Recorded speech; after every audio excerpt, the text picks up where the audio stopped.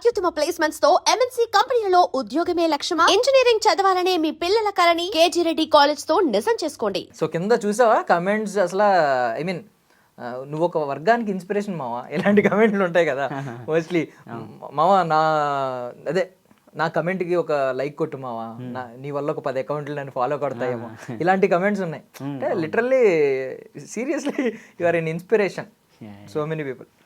But camera ముందు ఎంతో ఒక పాజిటివ్ ఆరా కనిపిస్తూ ఉంటుంది. అసలు అంటే ఏ సమస్య లేదు, మొత్తం అన్నిటినీ జయించాను అన్న కాన్ఫిడెన్స్ కనిపిస్తూ ఉంటుంది.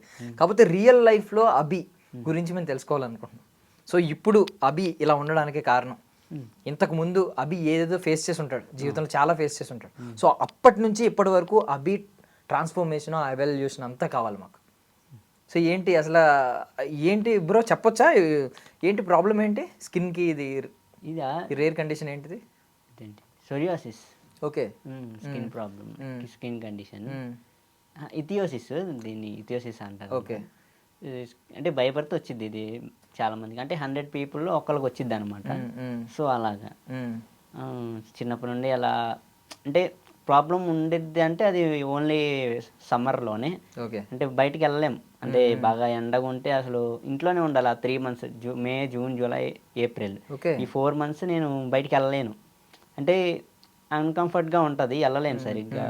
అంటే బయట ఆడుకోవడం కానీ జస్ట్ నార్మల్గా కూడా వెళ్ళలేను, ఇంకా ఇంట్లో ఉండడమే అలా అవుతుంది. ఓకే. సో అంటే మరి ఇప్పుడు 18 years, ఇప్పుడు ఇంటర్ ఫస్ట్ ఇయరా?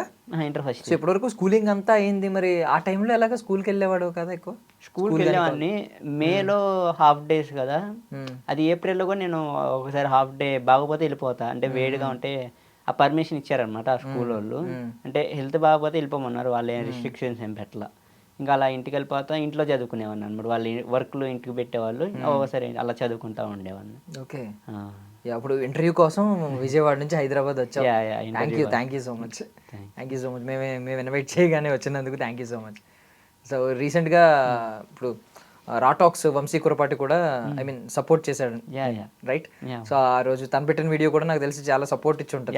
చాలా సపోర్ట్, రైట్? సో చిన్నప్పటి నుంచి అంటే ఫస్ట్ నుంచి ఐ మీన్ ఫ్రెండ్స్ అర్థం చేసుకున్నారా? లేదు చిన్నతనంలో ఏంటంటే ఎవరికి వాళ్ళకి ఇంత అవగాహన ఉండదు.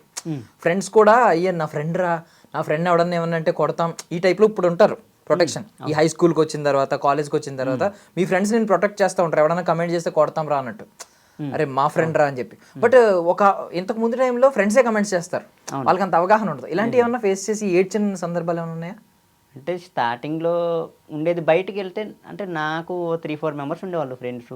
అంటే వాళ్ళ నేబర్సే అనమాట. వాళ్ళతో ప్రాబ్లం ఉండేది కాదు. జస్ట్ నార్మల్ క్రికెట్ ఆడడానికి కానీ ఊరక అలా గ్రౌండ్కి వెళ్ళినప్పుడు కొంచెం వాళ్ళు నన్ను చూసి అన్కంఫర్ట్గా ఫీల్ అవుతారు. వాళ్ళు ఏమో ఇప్పుడు అనలేదు కానీ, అంటే కొంచెం డిస్టెన్స్ మెయింటైన్ చేయడం కానీ అదో రకంగా చూసి, అంటే వాళ్ళు మనకి చెప్పకపోయినా మనకి చూసేటప్పుడు అర్థమవుతుంది కదా. సో అప్పుడు అనిపించేది. ఇంకా వాళ్ళు అలా అనిపిస్తే నేను కొంచెం దూరం వెళ్ళిపోతాను అనమాట. సో అలా జరిగిందని ఇంకా నేను స్పెసిఫిక్గా అయితే రీసెంట్గానే మా అమ్మమ్మ చెప్పింది. అదేంటంటే, అంటే మా మెట్ల పై నుంచి ఒక పిల్లాడు వెళ్తున్నాడంట, కానీ పైన ఉన్నాడంట. అంటే నేను కింద ఉన్నాడని చూసి కిందకి రావడానికి భయం వేసి, అప్పుడు నేను లోపలికి వెళ్ళిపోయాను, ఇంట్లోకి వెళ్ళిపోయాను. అంటే అతను కిందకి వెళ్ళిపోవడానికి అతను కిందకి వెళ్ళిపోయాడంట. అంటే ఆ ఏజ్లో కూడా నాకు అలా ఉంది, అంటే అవగాహన ఉందని చెప్పారు రీసెంట్గానే 1 week బ్యాక్. ఓకే, నువ్వే అర్థం చేసుకుని నువ్వే లోపలికి వెళ్ళిపోయావు, ఎవరు చెప్పకుండా అతను వెళ్ళలేకపోతున్నాడు అని చెప్పి. అవును. ఏజ్ అది? అదా ఒక 9-10 years అయి ఉంటుంది. Great, seriously great. ఎప్పుడు అంటే నార్మల్గా అనిపిస్తుంది కదా, ఎందుకు ఇప్పుడు మనం ఎవరూ ఏం తప్పు చేయలేదు, బికాస్ పుట్టినప్పటి నుంచి ఉంది కాబట్టి.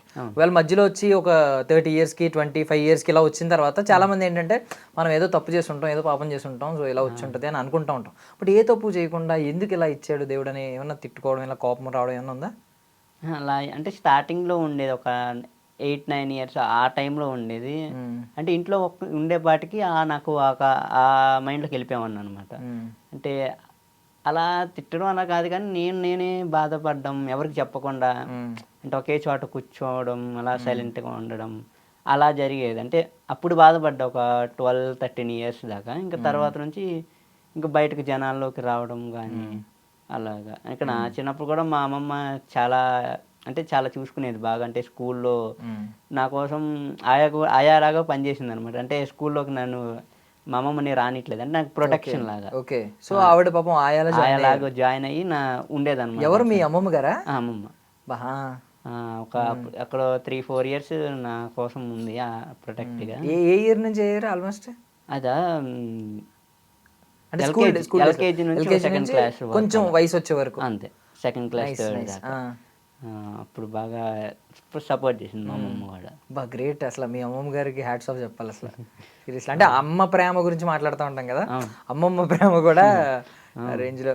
ఫాదర్ మదర్ ఏంటి? ఫాదర్ మదర్ ఏం చేస్తూ ఉంటారు? టైలర్స్ అన్నమాట. అంటే బ్యాగులు కుట్టడం, క్యారేజ్ బ్యాగ్స్ రిపేర్ చేయడం కానీ అలాంటి చిన్న షాప్. సో చిన్నప్పటి నుంచి విజయవాడే ఫాదర్ మదర్ది? చిన్నప్పటి నుండి పుట్టినప్పటి నుండి ఇంకా విజయవాడ అనమాట. ఓకే. సో ఇప్పుడు సిబ్లింగ్స్ ఎంతమంది, అంటే తోబుట్టువులు? మా చెల్లి ఉంది 10th క్లాస్, అంటే ఇప్పుడు 9th అయిపోయింది, 10th లోకి ఎంటర్ అయింది అనమాట, అమృత.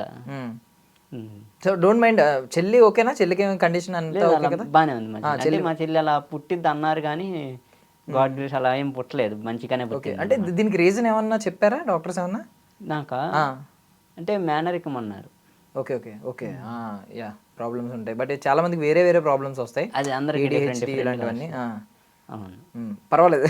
ఇదంతా పక్కన పెట్టేస్తే ఈ రోజు ఒక వారియర్ అభిషేక్ ఎంతో మందికి ఇన్స్పైర్ చేయడం, అసలు రాకేజ్ ఫ్యాషన్ కదా, ఎలా అసలు ఫ్యాషన్ ఇండస్ట్రీలోకి రావాలని ఎందుకు అనిపించింది? దానికి ముందు అసలు కంటెంట్ వైపు అడుగులు వేయాలని ఎలా అనిపించింది ఒక కంటెంట్ క్రియేటర్గా?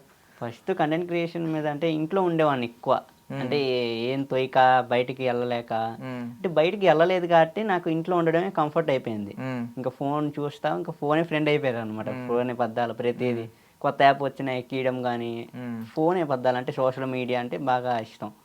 ఇంకా అలా చూస్తూ చూస్తూ ఇంకా అవగాహన వచ్చింది, తెలియకుండానే అవగాహన వచ్చింది సోషల్ మీడియా మీద. ఇంకా 8th క్లాస్లో facts channels, YouTube channel start చేశా. అంటే ఫేస్లెస్ వీడియోసే, ఓకే, ఫ్యాక్ట్స్ చేసామని. ఒక అది నీ వాయిస్తో, నా వాయిస్తో 20K సబ్స్క్రైబర్స్ దాకా వచ్చారు. తెలియక ఇంకా స్ట్రైక్స్ పడ్డాయి నాకు. అంత గైడెన్స్ లేదు నాకు, అంటే అలా పడతాయి కానీ అని. అయితే ఆ ఛానల్ పోయింది ఇంకా 8th క్లాస్లో. అంటే 8th క్లాస్లో స్టార్ట్ చేశాను, 1 monthలో 20K అయ్యారు. ఆ ఎండింగ్ లోపు ఛానల్ పోయింది అనమాట. అయ్యో. ఇంకప్పుడు బాధ అనిపించి హోప్ పోయింది. అప్పుడు రెవెన్యూ వచ్చిందా, జనరేట్ అయింది? లేదు లేదు. ఓకే, అప్పుడు ఇంకా ఓకే, షార్ట్స్ కాబట్టి అప్పుడు షార్ట్స్కి ఇంకా వదలలేదు అనమాట మానిటైజేషన్. ఇంకా అలా హోప్ పోయేపాటికి ఇంకా 9thలో ఏం చేయలే. అంటే నేను హోటల్ మేనేజ్మెంట్ వైపు వెళ్ళిపోదాం అనుకున్నా. అంటే నాకు కెరీర్ మీద అంత లేదు, అసలు ఏమవ్వాలా ఏదని. ఇంకా 9thలో హోటల్ మేనేజ్మెంట్ అయిపోదాంలే అని. అది ఓవర్గా సోషల్ మీడియా వైపు కానీ ఇంకా బిజినెస్ కూడా ఇష్టం అనమాట. అంటే ఎప్పటికైనా హాస్పిటల్, ఫుడ్, క్లాతింగ్ ఏదైనా ఈ 3 బిజినెస్ సాగవు కాబట్టి ఈ 3 ఏది పెడదాం అనుకున్నాను. ఇక క్లాతింగ్ బ్రాండ్ పెడదామని ఊరక అనుకున్నా. అంటే ఇలా రీసెర్చ్ చేయడం కానీ, ఇలా డ్రీమెక్స్ అని ఉన్నారనమాట మా బ్రదర్ది. అయితే అతను గైడెన్స్ ఇచ్చాడనమాట, లైక్ ఇలా చెయ్యి, ఈ పాయింట్ ఆఫ్ వ్యూలో వీళ్ళు ఇలా ఈ ప్రాబ్లమ్ సాల్వ్ చేయని. ఇంకా అలా క్లాతింగ్ బ్రాండ్ మీద 9th క్లాస్లో స్టడీ చేసి 10th క్లాస్ స్టార్టింగ్లో స్టార్ట్ చేశాను అనమాట ఈ క్లాతింగ్ బ్రాండ్ అనేది. అదే 2025 జూన్ మే ఆ టైం అవుతుంది, అప్పుడు స్టార్ట్ అయింది డ్రాప్ 1. అసలు ఆ టైంకి అంత అవగాహన ఎలా వచ్చింది అసలు? ఇప్పటికి ఐ మీన్ చదువుకున్న వాళ్ళు, ఇప్పుడు ఈవెన్ నేను ఈ ఎడ్యుకేషన్ అంతా అయిపోయి జమానా అయ్యింది, స్టిల్ నేను ఒక క్రింజ్ వీడియోలు వస్తుంటే రీల్స్ స్క్రోల్ చేసుకుంటూ చూస్తూ ఉంటాను. సో ఫ్యాక్ట్స్ ఛానల్ పెట్టాలి, ఫ్యాక్ట్స్ కోసం రీసెర్చ్ చేయాలి. అసలు ఆ మైండ్ సెట్ ఏంటో 8th క్లాస్ నుంచి ఆ మైండ్ సెట్ ఎలా డెవలప్ చేసుకున్నావు అసలు నువ్వు?